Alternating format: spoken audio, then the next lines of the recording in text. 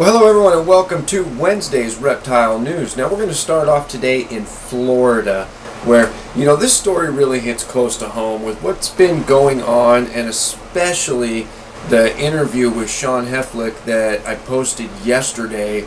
It really eats away at me. And apparently Florida Fish and Wildlife officers have been given the order to shoot and kill after reports were made of a young Nile crocodile. Now, authorities go to say that it is not legal, and obviously I think we all know that Nile crocodiles are not native to Florida, but they say that it's not really an environmental concern because, of course, it's young, probably only a couple of years old, probably looking at another 8 years before it breeds, and that is only if there's another Nile crocodile of the opposite sex. We all know how that works. So not necessarily as much of an environmental concern as much as a safety concern for humans and pets after the next few years if it's not being found. Now, they're pretty sure that they've got it narrowed down to a specific little area where the reports seem to frequent this Nile crocodile, so they're sure they're going to find it. It's just a matter of when. And like I said, they do have orders to shoot first and ask questions later,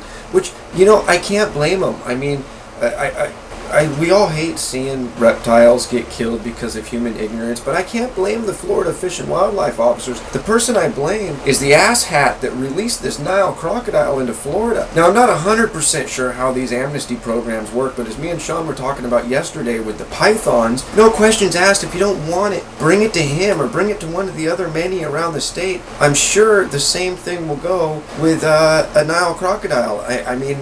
I'm not sure how Sean himself or anybody feels about it, but I'm sure people like him or anybody else that loves these animals would much rather take it in and give it a proper home than see it out in the wild and end up getting shot, or actually getting to a point where it does endanger people or pets and causing further problems for the reptile community. So to you, sir or ma'am, who released this Nile crocodile into the wild in Florida, you have made our douchebag of the day, and I hope you sleep good at night knowing that the death of this animal is on your shoulder. As now we move on to the big HR 511 hearing, another video that I posted, not really a video, it's the audio of the hearing. If you didn't listen to it, go to the channel, scroll down a couple videos.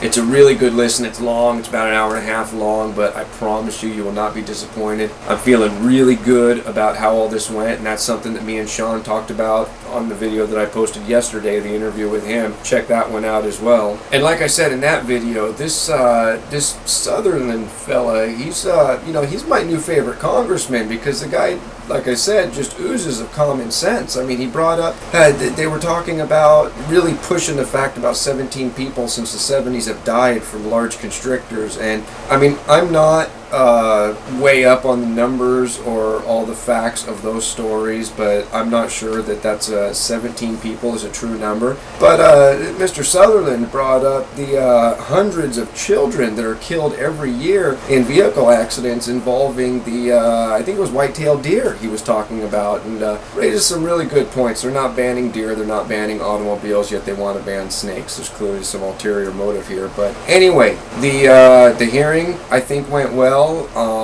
I'm real excited to hear the outcome, but I think it's going to be good for the reptile community. Now, the most important thing that we need to do is we need to stay on the fight. Don't give up here. A lot of people gave up when we defeated S373. You remember that, don't you? And then it was just reintroduced as another bill. So don't give up the fight. Stay on it hard. Contact your local representatives. Be outspoken, but be respectful about it. And I guess the best advice that I can give is kind of changing up what we do. There's a lot of us out there that are real responsible, and most of us are real responsible, but I think we all know somebody that might be a little bit more responsible. Just preach responsibility, preach education, and make sure people don't release Nile crocodiles into the wild, please. And now we're going to move on to an old story that kind of popped back up, and that's Seaway Serpentarium. You guys remember everything. I mean, that was kind of a big story. I'm sure you remember what happened there. If not, I don't even know where to begin. Do a Google search or something. Go to the website, dailyreptilenews.com, do a search there, and you can read the story that I was given by Brian Loist, the facts that he presented to me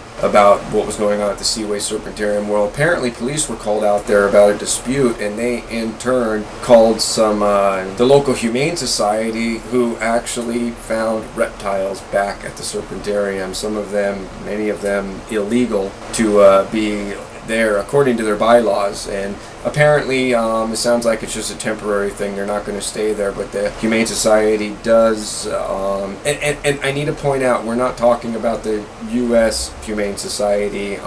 We don't want to mix them up with some of the smaller, more localized Humane Societies that actually do good for the animals and possibly pet keepers in general. But the Humane Society does say that they did have a report of somebody being bitten by a venomous snake there, although I believe it's unsubstantiated. I saw no evidence other than somebody saying that. So anyway, yeah, more reptiles at the Seaway Serpentarium, and yeah, good times. And that, my friends, has been all your news for this Wednesday. If you'd like to read any more about these stories, that link's right down below here in the description. And as always, if you're still watching, my name is Jason White, and now you know what's going on in the reptile world. Be good to each other, and we'll see you next time.